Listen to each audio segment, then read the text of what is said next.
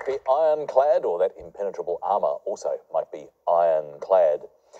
Now, David, we were hearing a little bit earlier from Susan about the various game shows that she's been involved with, and of course we play a game here, in a sense, every night. We do. But more games? More games tonight, 2 games in fact, both of which have a very interesting story attached to them. The first is a game that's been popular in England from the Middle Ages and has transferred to many other countries, and it's Blind Man's Buff. Which is where one character has a blindfold on and tries to touch all the other players. Now, I remember playing that as a child, as many children did, but I never understood why it was buff. You know, what was Blind Man's Buff? What was this buff word? Well, you didn't play it in the nude, did you? No. It was a very respectable game. No, it's the theory being it's from Middle English, buff is to tap or punch or push, and so often the players who were trying to avoid the it would just tap and nudge that player. But of course, it is also kind of mutated into Blind Man's Bluff, which the dictionary does not acknowledge, but I think a lot of kids these days would know the game as Blind Man's Bluff. Because that sort of seems to make more sense if you don't know what buff means. It does. Well, bluff is to try and fool, but also bluff is another word for blindfold. So, look, it could be either way, but buff is the prevalent version. Now, an aquatic version, if you like, of Blind Man's Buff is Marco Polo.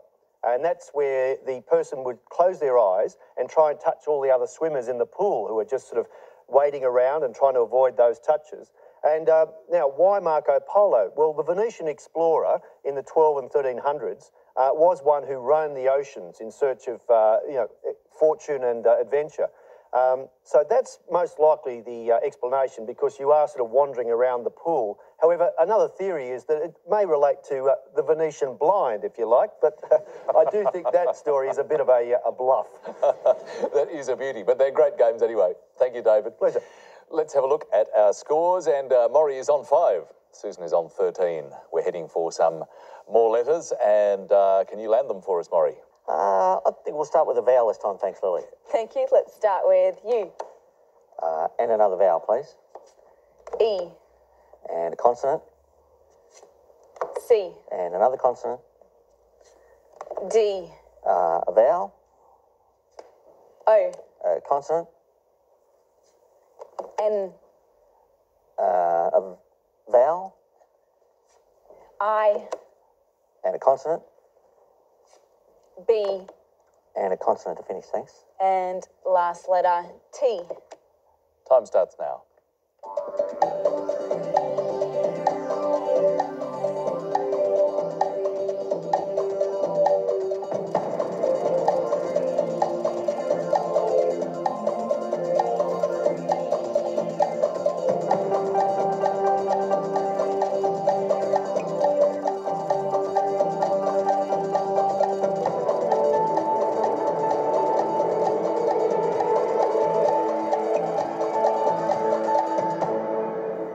How'd you go with those, Maury?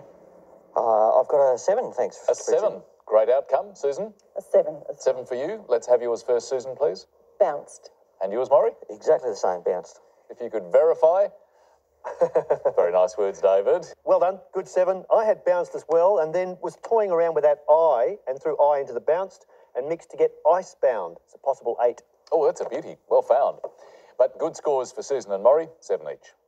Let's have some more letters from you this time, Susan. I have a consonant, please. Thank you. H. And another consonant. F. And another consonant, please. S. And another one. C. And a vowel, please. E. And another vowel. U. And another vowel. A. And another vowel. O. Finish with a consonant, thanks. And last letter, N. And 30 seconds on the clock.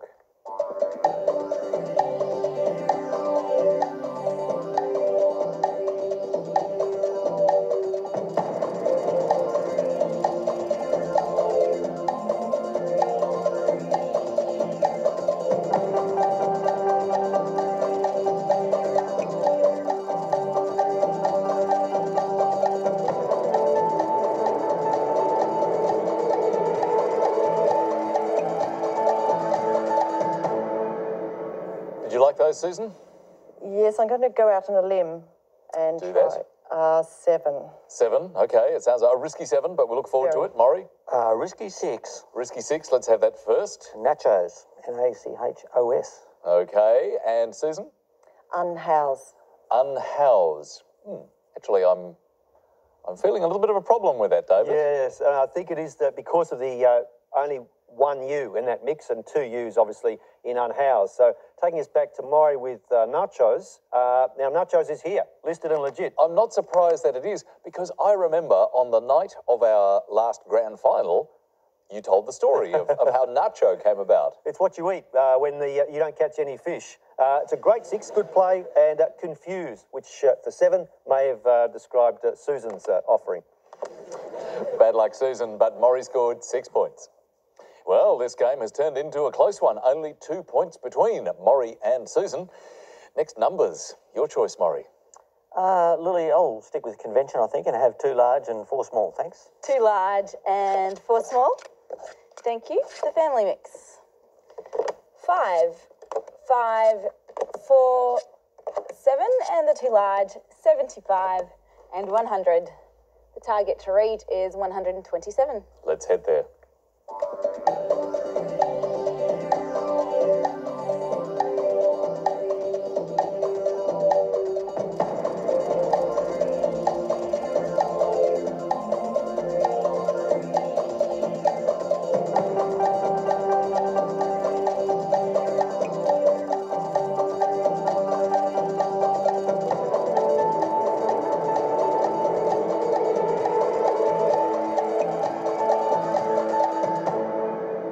Well, Maury, the pen was down for a while, so did you get to the target? Yeah, 127. 127, no problem. Susan? 127. Well done. Maury, tell us what you did. We'll start and multiply the 5 by 4. 5 by 4 is Equals 20. Plus the 100, plus the 7. 20 plus the 100 and the 7, 127. So nice and straightforward. Very forgiving numbers. You're already poised to verify. I don't even have to ask. Susan, you obviously did do it the same way. So, well, pretty gentle numbers there, Lily. Any suggestions? Yeah, I used a different method, actually. You did use a different method. Oh, great. What did you do? 4 by 7 is 28, and then 5 divided by 5 is 1. Take that away is 27. Add the 100, 127. Nice little variation on the theme. Thank you, Lily. But well scored, both Susan and Maury, 10 points each. Maury, 28, Susan, 30, as we head for our next break. This time, the word mix, drip, hash. And the clue, difficult times at sea. Back in a while.